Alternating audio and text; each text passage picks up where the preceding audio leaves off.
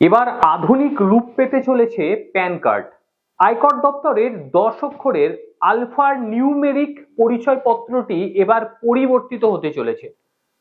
নতুন এবং পুরনো সব প্যান কার্ডই এবার যুক্ত হবে কিউআর কোড।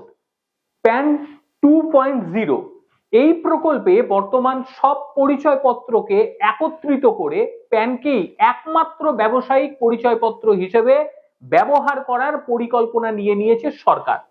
থাকছে ডেটা ভোল্ট সিস্টেম, যা ডেটা সুরক্ষা ও সাইবার নিরাপত্তা আরো মজবুত করা হবে বলে জানতে পারা যাচ্ছে। আর এই প্রকল্পটির জন্য ব্যয় ধার্য করা হয়েছে 1435 কোটি টাকা।